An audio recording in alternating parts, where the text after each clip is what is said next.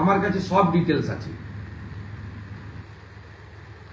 আপনারা এফআইআর না করলে আমি পরিবারকে দিয়ে এফআইআরও করব, জনস্বার্থের মামলাও করব, কিন্তু আগে গ্রেফতার করতে হবে।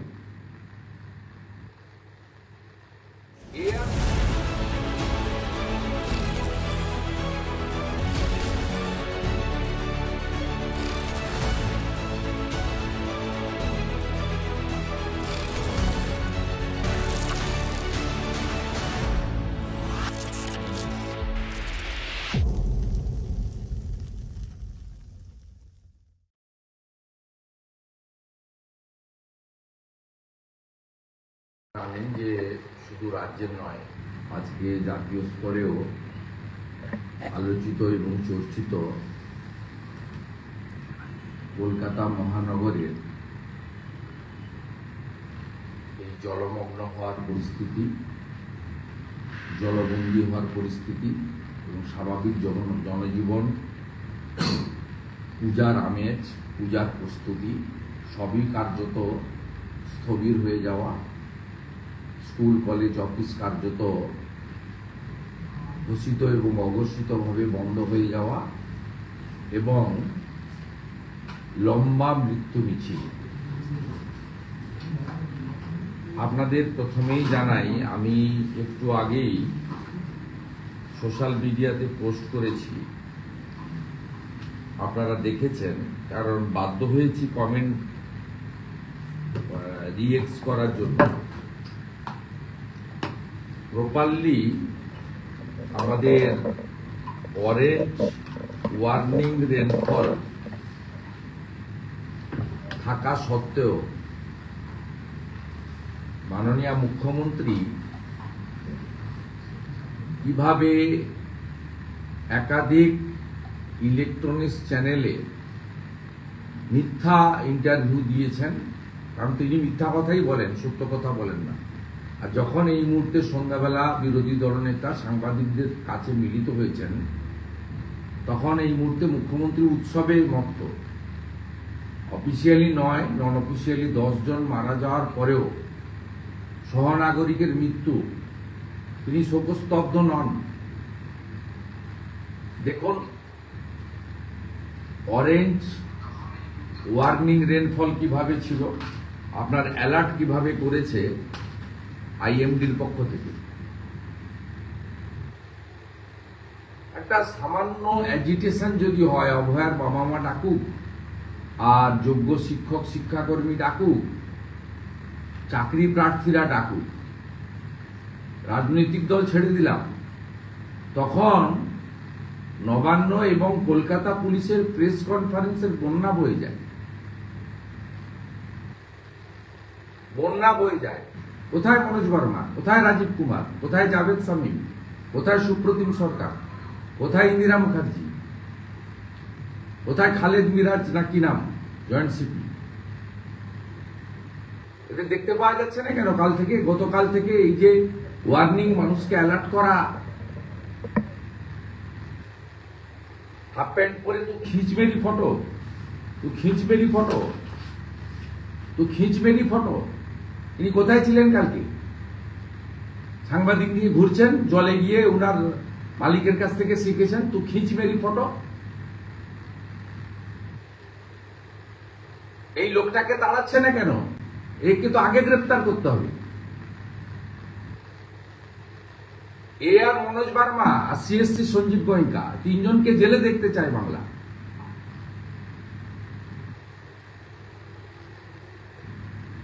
আপনাকে বলি, আমরা সনাতন ধর্মে বিশ্বাস করি। দেবী মা দুর্গা, তার অভিশাপে এটা হয়েছে। পিতৃপক্ষে পুজো উদ্বোধন, হিজাব পরে পূজা উদ্বোধন মা দুর্গা মেনে নেননি।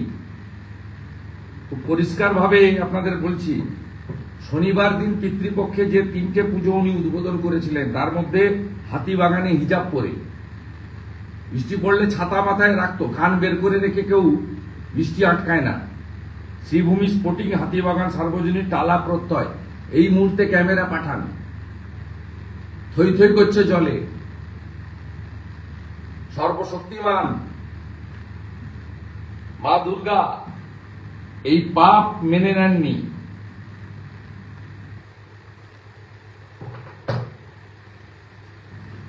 মারা গেছে যারা, তাদের সম্পর্কে কলকাতা পুলিশের কোনো প্রেস স্টেটমেন্ট নেই, এফআইআর নেই।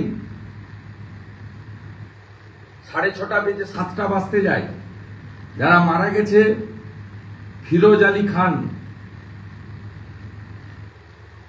16A Sundari Mohan avenue, Kolkata 14, Beniapukur police station. আমি ডিক্লেয়ার করছি list. Pranatosh Kundu, son of late Harlal Kundu, Jitendra Singh, Hossain Shah road,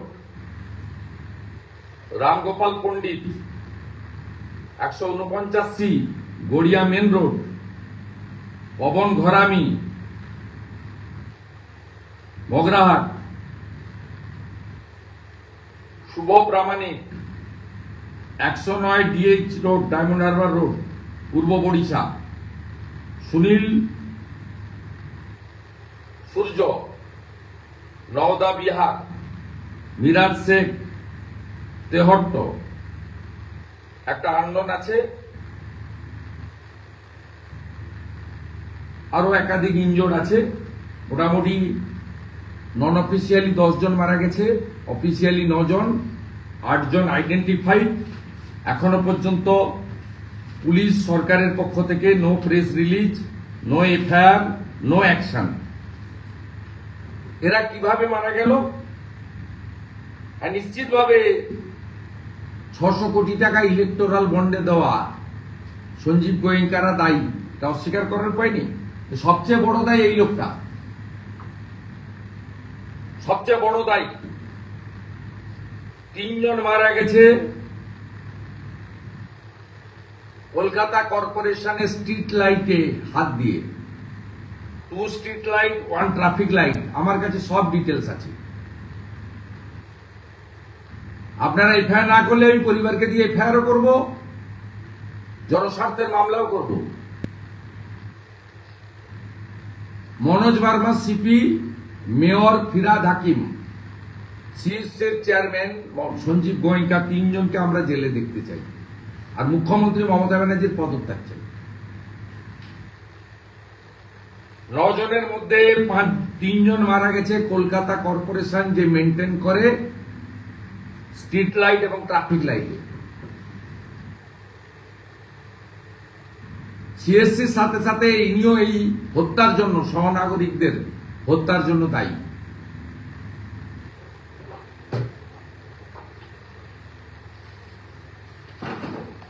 আমরা এই পরিস্থিতি স্বাভাবিক হওয়ার সাথে সাথে যা যা করণীয় কাজ, প্রতিবাদও হবে। সহনাগরিকদের মৃত্যুর জন্য যারা অভিযুক্ত তাদের বিরুদ্ধে ব্যবস্থা গ্রহণের জন্য যা যা করার তা করা হবে। এবং সেই পরিবারগুলির পাশেও আমি সকলকে আবেদন করব, যেহেতু সরকার এখনো পর্যন্ত পাশে দাঁড়ায়নি, সিএসসি কর্পোরেশনের পক্ষ থেকে উপযুক্ত কোনো ঘোষণা হয়নি, যদিও মৃত্যু কোনো ক্ষতিপূরণ দিয়ে হয় না। আমি দাবি করব শুধু মমতা ব্যানার্জির ওই রিড অ্যান্ড রাইটের 10,000 টাকার কন্ট্রাকচুয়াল চাকরি নয়, প্রত্যেকটি ক্ষতিগ্রস্ত পরিবারকে ক্লার্কের চাকরি দিতে হবে গ্রুপ সি, এবং 1 কোটি টাকা করে ক্ষতিপূরণ কলকাতা রাজ্য সরকারকে, 1 কোটি টাকা করে ক্ষতিপূরণ সিএসসি কে, এবং 1 কোটি টাকা করে ক্ষতিপূরণ কলকাতা কর্পোরেশনের লোন ফান্ড থেকে দিতে হবে। এই মৃত্যুর জন্য যদি কেউ দায়ী থাকেন, তার নাম হলো পশ্চিমবাংলার অপদার্থ মুখ্যমন্ত্রী মমতা বন্দ্যোপাধ্যায়। এবং প্রপারলি আইএমডি জানানো সত্ত্বেও যারা গণতান্ত্রিক আন্দোলনকে কণ্ঠরোধ করার জন্য যে পুলিশের তৎপরতা দেখা যায়, তাদের উদ্যোগে, কর্পোরেশনের উদ্যোগে এবং ডিজাস্টার ম্যানেজমেন্টের যারা যারা আছেন তাদের উদ্যোগে কিছু না দেখানোর, মানে সতর্কতা না নেওয়ার ফলে আজকে এতগুলো 10 জন সহনাগরিককে আমাদের কলকাতার মতো শহরে আজকে তারা প্রাণ হারালেন, বা আমি বলবো এটা পরোক্ষভাবে খুনি এই রাজ্য সরকারের দ্বারা তৃণমূল কংগ্রেস পরিচালিত কর্পোরেশন, এবং তারা যাদের কাছ থেকে সবচেয়ে বেশি অর্থনৈতিকভাবে বেনিফিট হয়েছে ইলেকটোরাল বন্ডে, হলদিয়া এনার্জির নাম করে যাদের 600 কোটি টাকা শুধু বন্ডেই পাওয়া গেছে। এর বাইরেও মুখ্যমন্ত্রীর বিদেশ সফর থেকে শুরু করে সব জায়গায় এরা থাকে, এরা মুখ্যমন্ত্রীর ভীষণ closest.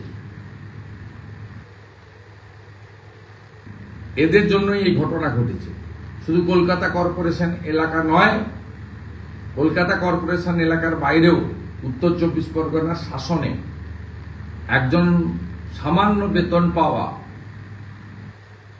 Village resource person VRP Mirajul Ali, তিনিও নিকাশি ব্যবস্থা জল বের করানোর কাজ করতে গিয়ে 11,000 ভোল্টের বিদ্যুতের শক খেয়ে প্রাণ হারিয়েছেন। এক্ষেত্রেও উপযুক্ত ক্ষতিপূরণ দাবি আমি করছি।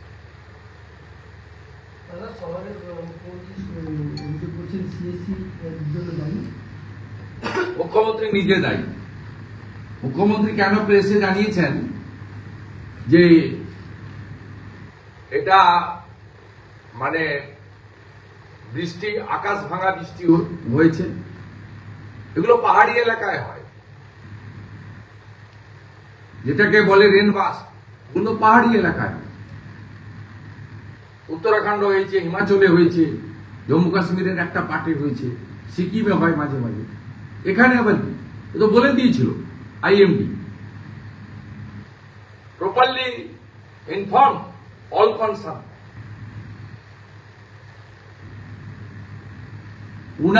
উনার এই যে মা দুর্গা এই যে পিতৃপক্ষে গিয়ে একটা বিশেষ ভোট ব্যাংকে বার্তা দেওয়ার জন্য যেভাবে তিনি শক্তি দায়িনী, রূপং দেয়ী, যশ দেয়ী, দিশ দেয়ী জয়ী, মাকে যেভাবে মানে অপমান করেছেন, পরম শক্তিশালী মা এটা ভালোভাবে নেন। পিতৃপক্ষে উদ্বোধন এবং হিজাব পরে কাঁচি নিয়ে উদ্বোধন, এর ফল ভোগ করতে হচ্ছে কলকাতার মানুষকে এবং বাংলার মানুষ। দাদা, সিএসসি বলছে এই মৃত্যুদায় আমাদের নয়, মেয়র বলছেন আদিগঙ্গার এই জল কোথায় যাবে, মুখ্যমন্ত্রী বলছেন এত বৃষ্টি দেখেননি, তাহলে মৃত্যুর দায় কার? তাহলে এই মৃত্যুর দায় কার, প্রকৃতি না ড্রেনেজ সিস্টেম? এই মৃত্যুর দায় কার? দায় তো মুখ্যমন্ত্রী। মুম্বাইতে গণেশ চতুর্থীর আগে জল হয়েছিল, কে মারা গেছে নাম বলুন তো? মুম্বাই সিটিতে জল হয়েছিল ওয়াটার লগিং। উনি 14 বছর 6 মাস আছেন, খেলা মেলা ভাতা, মদের দোকান, তোষণ, এইসব করে বাংলাকে শেষ করে দিয়েছেন, বড় বড় কথা বলছেন। এটা ছাড়া হবে না, এটা চলবে, পুজোও চলবে, সাথে সাথে এর প্রতিবাদও হবে। মুখ্যমন্ত্রী আরো বলছেন যে ডিবিসির জন্য তাই ডিবিসি মেশিন না করার জন্য ডিবিসির সঙ্গে সম্পর্ক কি? এ তো অদ্ভুত কথাবার্তা। আপনারা টিভিতেও ওইসব দেখান, উনি ফিড দেন, এগুলো দেখান আপনারা টক শো বসাচ্ছেন না কেন? ডিবিসির সঙ্গে আদিগঙ্গা বা এই এর সঙ্গে সম্পর্ক কি এই বৃষ্টির সঙ্গে? ডিবিসি এলাকার মধ্যে পড়ে না। ডিবিসি এলাকা তো চিহ্নিত নিম্ন দামোদর এলাকা। আপনি যেখানে বসে আছেন এটা ডিবিসির জল ছাড়লে এখানে এসে এন্ড হয়। এই রূপনারায়ণে এসে, এখানে কংসাবতী থেকে রূপনারায়ণে এসে, হলদি নদীতে এসে বঙ্গোপসাগরের মোহনাতে আমরা বসে আপনাদেরকে বাইট দিচ্ছি। এর সঙ্গে কলকাতার কি সম্পর্ক নেই, এর সঙ্গে ফারাক্কার কি সম্পর্ক আছে? উনি এইসব কথাবার্তা আজকে বলেছেন, আর আপনারাও মিনিটের পর মিনিট ধরে এগুলো শোনাতে থাকেন অ্যাডভার্টাইজমেন্টের লবে। বাংলাকে বাঁচাতে গেলে শুধুমাত্র বিরোধী রাজনৈতিক দল নয়, সংবাদ মাধ্যমেরও গুরুত্বপূর্ণ ভূমিকা রয়েছে। আজকে 10 জন সহনাগরিককে আমরা হারালাম, এদের কি অপরাধ ছিল? এদেরকে কেন আমরা হারালাম? কেন কলকাতা কর্পোরেশনের ইলেকট্রিক পোস্টে তড়িতে আহত হয়ে বিদ্যুৎপৃষ্ট হয়ে মারা গেল। পুরোটা সিএসসি নয়, সিএসসি যেমন দায়ী তার থেকেও বড়ই দায়ী কলকাতা কর্পোরেশন এবং কলকাতা পুলিশ। কোমরে দড়ি বেঁধে জেলে নিয়ে যা ফিরাদ হাকিম, মনোজ বার্মা আর সঞ্জীব গোয়েল। মুখ্যমন্ত্রী তো আগাম ছুটি ঘোষণা করে দিয়েছেন, ওটাই কাজ ওনার।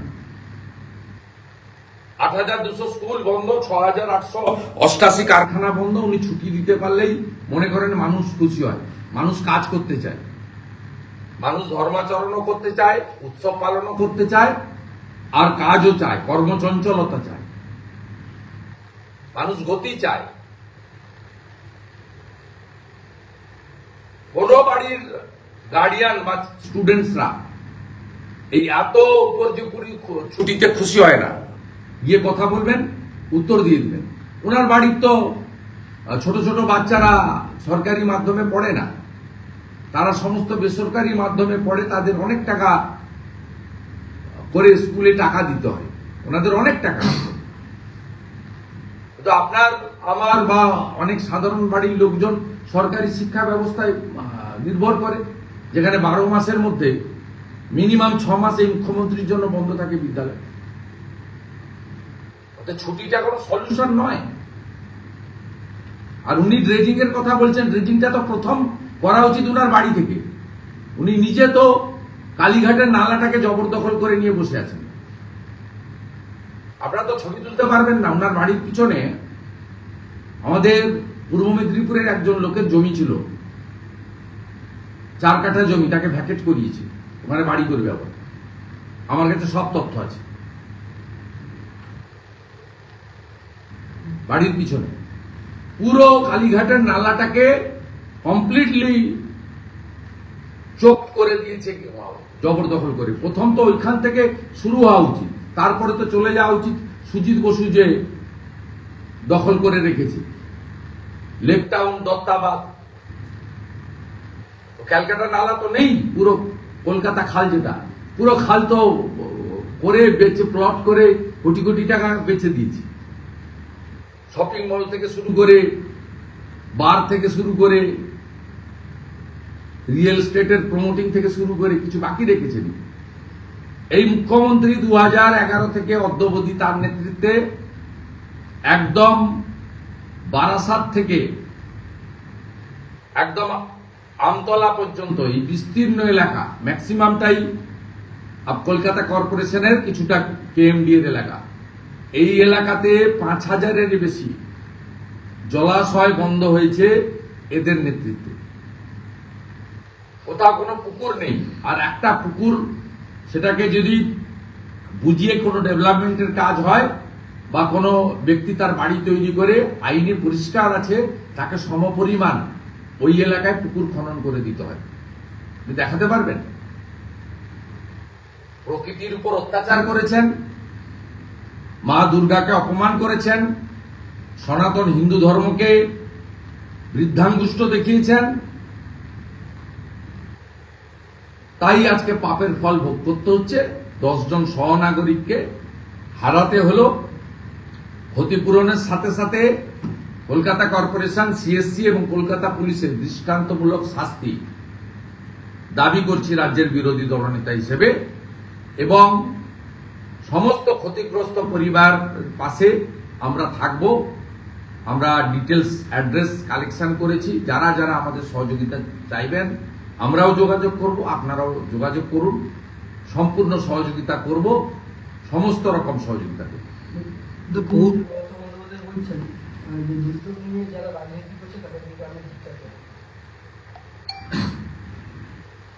উনি যে আজকে কথা বলছেন, ওনার আজকে তো মৌনব্রত পালন করা উচিত ছিল। ওনার দোকান কাটা, লাজ নেই লজ্জা নেই, আমার কাছে হেরেও মুখ্যমন্ত্রী হন। ওই জন্য আজকে এসব বড় বড় কথা বলছেন। উনি যদি সত্যিকারের মানব দরদী মুখ্যমন্ত্রী হতেন,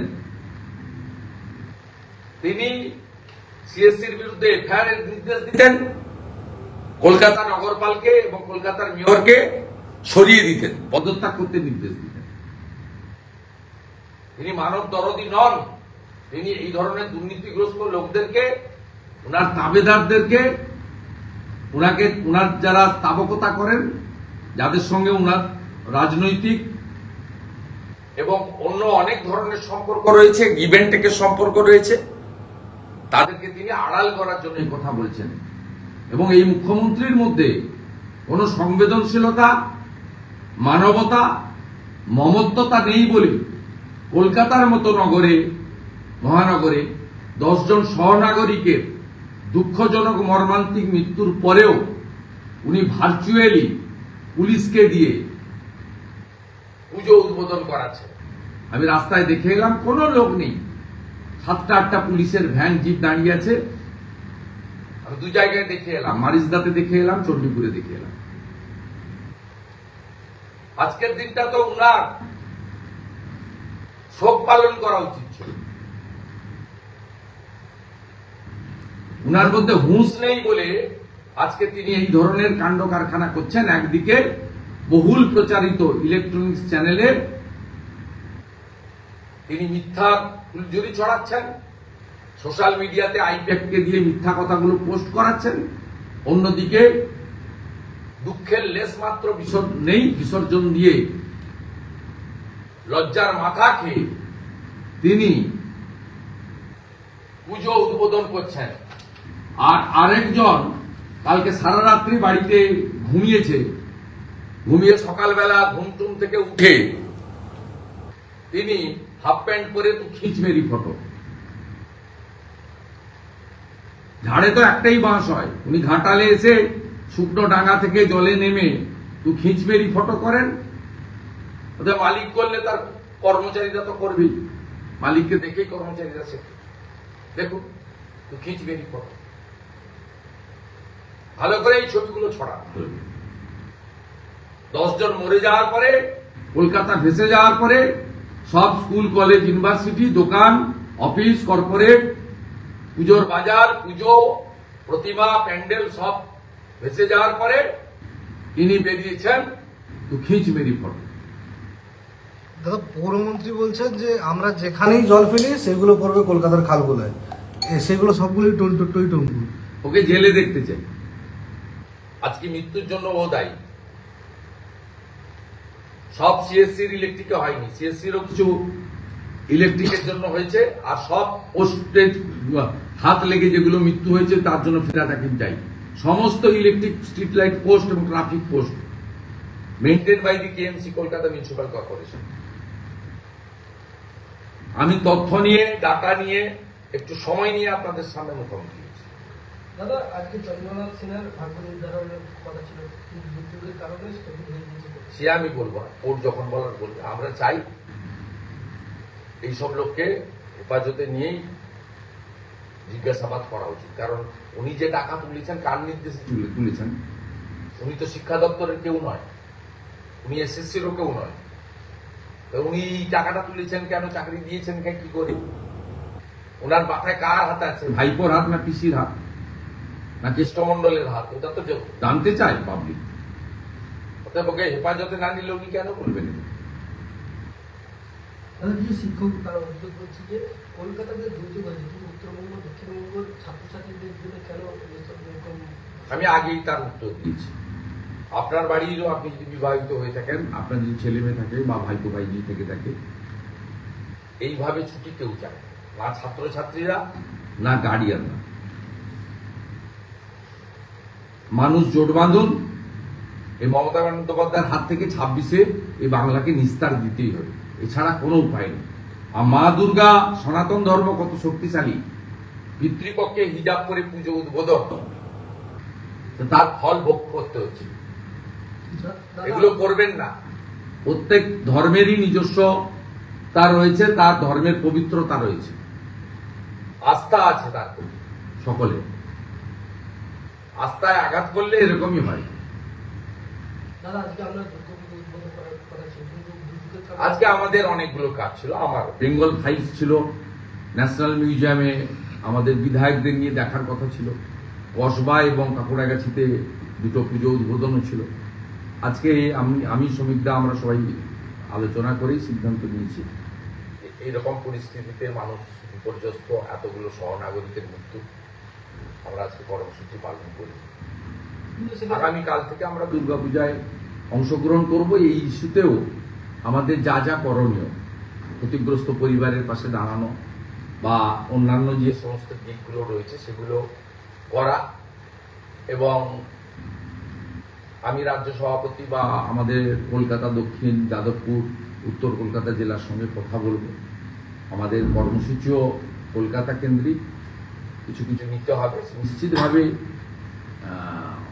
পুজোর আয়োজক এবং বাঙালি হিন্দুদের সবচেয়ে বড় পুজো এটা, সেটাকে হ্যাম্পার না করেও এই পীড়িতদের পাশে দাঁড়ানো এবং এই ইস্যুটাকে যাতে পার না পেয়ে যায় মমতা বন্দ্যোপাধ্যায়, তার সরকার, তার কর্পোরেশন, তার প্রশাসন, তার পুলিশ, তার কর্পোরেট, সেটাও আমাদের নজরে থাকবে, আমরা করব। পাঁশকুড়া সেভাবে যত ইস্যু যাচ্ছে, জাহিরার পাশে নতুন নতুন তথ্য উঠে এসেছে, কি করবে? আমি ওখানে গিয়ে বলে এসেছি তো। দাদা, এই যে জাহির আব্বাস 3-4 লক্ষ টাকা নিত, চাকরি বিক্রি করতো, 18 বছর আগেও একটা ধর্ষণ কাণ্ডে জড়িয়েছিল, পরের পর কুকি বড় নেতা, তৃণমূলের মাথায় আঘাত আছে। নতুন নতুন তথ্য উঠে আসছে আসবেই তো, কদিন পরে জামিনও পেয়ে যাবে।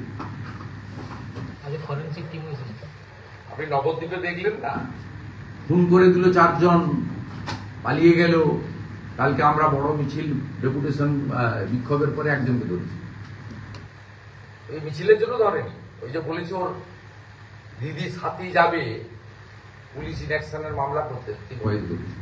জলেশ্বর আর অমর, জলেশ্বর তো চেনে, এই জেলায় ছিল, ভীষণ দুর্নীতিগ্রস্ত, চরিত্রহীন।